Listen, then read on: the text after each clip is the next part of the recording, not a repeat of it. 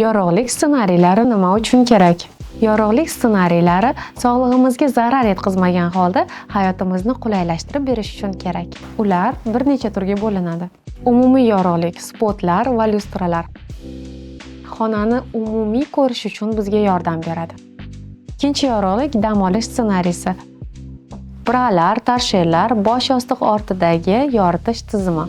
Yumshoq, issiq, sust yorug'lik. Ko'z og'rishini oldini oladi hamda asab tizimini tinchlantiradi.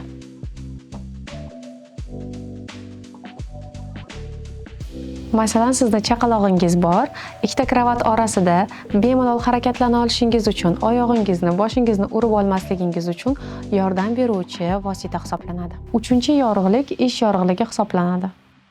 Stol lampasi ish stoli va o'qish zonasini yoritish uchun kerak. Navbatdagi yorug'lik xonani tekis bo'lib qolmasligi uchun detallarni yoritib berishga yordam beruvchi aksent yorug'lik hisoblanadi. Ularni quyidagi vizuallar orqali ko'rishingiz mumkin.